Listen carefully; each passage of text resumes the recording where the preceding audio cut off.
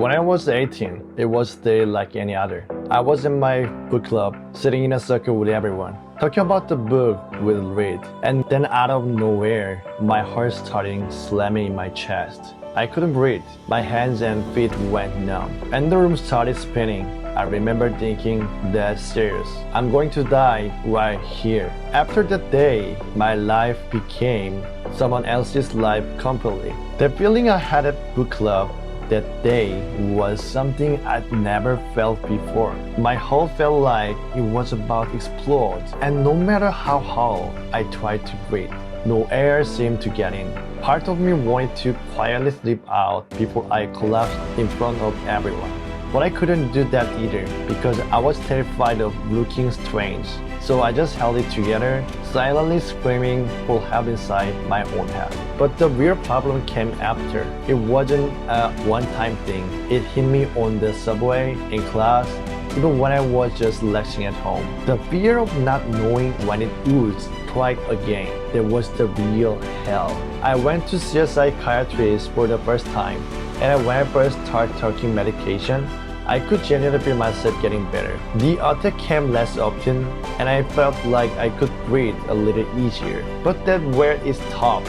The symptoms never fully went away. The fear, the not knowing what it would come back, stayed lost somewhere in the back of my mind. So I tried cognitive behavioral therapy too. Through the session, I understood it intellectually. This feeling isn't dangerous. I'm not dying. My body is just overweighting. I got it completely, in theory. But here's the strange part. Knowing something in your head and actually surviving that moment when it hits you are two completely different things. Knowing it isn't scary doesn't make it stop being scary. Maybe some of you know exactly what I mean. Knowing something and still not being able to act on it. I felt down to my bones how exhausting that is. I wandered around like that for 3 years. I tried everything people said would work. Then one day, while I was still stuck in the loop, something unexpected happened. I went to a meeting for some publishing work, and the person I met there mentioned, almost in passing, that he dealt with panic disorder themselves. And then he said something that stuck with me. Panic disorder is just a signal. Honestly, I didn't buy it at first. Signal? How can I believe it? What does it even mean? To me, panic was just a symptom I needed to get it off.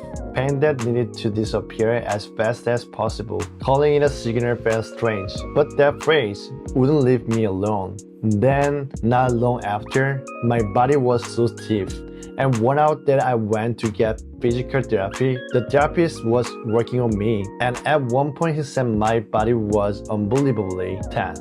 Nothing was actually injured, but he said being this tight might have something to do with the panic. Those two comments landed on top of each other, and for the first time, I started thinking about it differently. Not about the symptoms themselves, but about why my body had been holding so much tension in the first place. That's when I really started looking at myself for the first time.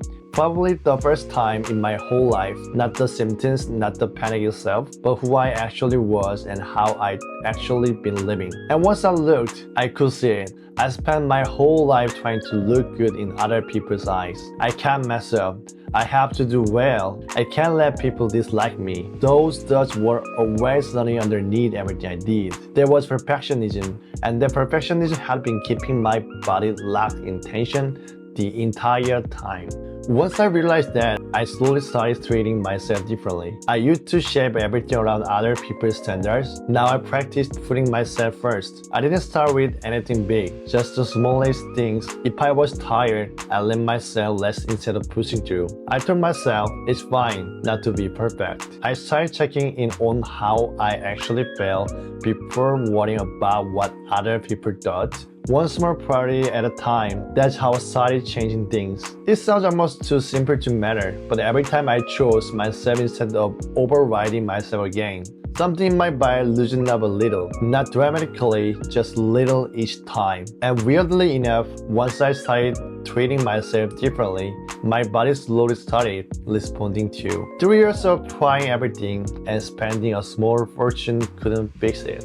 But this, actually turning inward and taking care of myself started too. Looking back, I just hadn't noticed it because I was so used to it. It had been building up the whole time. Pushing myself brutally with perfectionism, constantly overdoing it, running myself into the ground. Caring more about whether the other person felt comfortable than whether I did. All of that piled up, and one day it just broke. And I didn't even know that's what was happening. I was so focused on the symptoms themselves, obsessing over why my heart was racing, how to make the feeling go away, that I could never actually get out of it.